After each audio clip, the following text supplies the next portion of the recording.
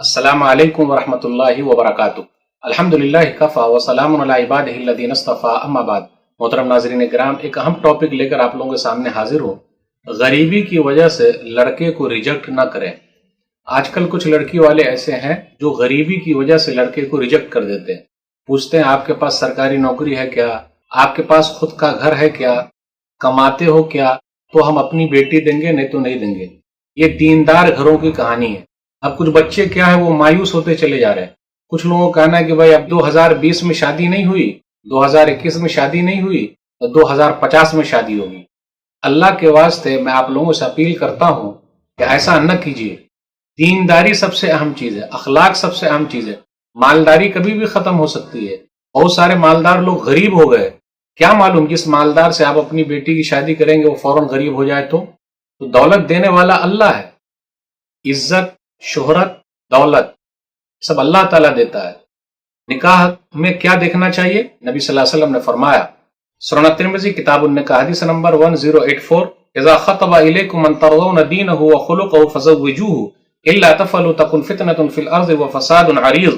جب تمہارے پاس پیغام لے کر کوئی آئے جس کے دین سے تم راضی ہو اور اخلاق سے راضی ہو، یہ نہیں کہا مال سے راضی ہو، تو نکاح کر دو۔ اگر ایسا نہیں کرو گے تو زمین میں فساد پھیلے گا۔ اس حدیث سے پتا چلا کہ اخلاق دیکھیے، دینداری دیکھیے، عزت ملے گی۔ مالداری کبھی بھی ختم ہو سکتی ہے، اللہ کے واسطے ایسا نہ کیجیے۔ آپ کو معلوم ہے جلیبیب رضی اللہ تعالیٰ عنہ خوبصورت نہیں تھے، تو کیا ہوا، ان کے ماں باپ نے انکار کر دیا، جبکہ نبی صلی اللہ علیہ وسلم نے پیغام بھیجا تھا۔ تو گھر کے اندر جو لڑکی تھی، لڑکی نے کہا کہ نہیں، مجھے ان سے ہی شادی کرنی ہے۔ تو میں گھر کی لڑکیوں سے بھی کہتا ہوں، مالداری کے چکر میں مت رہیے، مالداری کبھی بھی ختم ہو سکتی ہے۔ دینداری کے چکر میں رہیے، عزت ملے گی آپ کو۔ مسند احمد کی روایت ہے، حدیث نمبر 12393۔ ایک دوسری روایت ہے 19784۔ نبی صلی اللہ علیہ وسلم نے پیغام بھیجا جلیبیب رضی اللہ تعالیٰ عنہ کے لیے، تو ان کے ابا نے کہا لڑکی کے کہ میں ان کی ماں سے مشورہ کرتا ہوں۔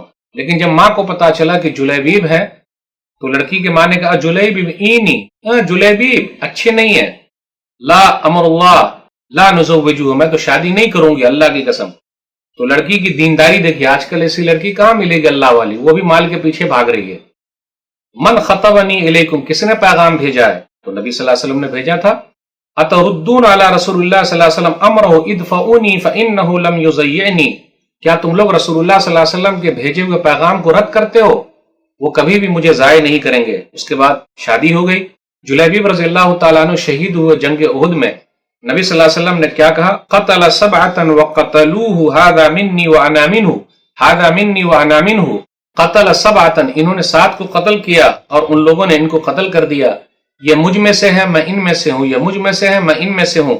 اس کے بعد نبی صلی اللہ علیہ وسلم نے ان کی بیوہ کے لیے دعا کر دی، اللہم صب علیہ الخیر صبا ولا تجعل عیشها قدا قدا، اے اللہ بھلائی اڈیل دے اور ان کی پریشانی کو ختم کر دے۔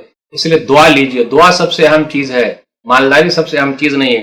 راوی بیان کرتے فما کان فی الانصار ایم انفق منها، کہ انصار میں بیوہ عورتوں میں سب سے مالدار، اللہ کے راستے میں خرچ کرنے والی جلیبیب کی بیوی تھی۔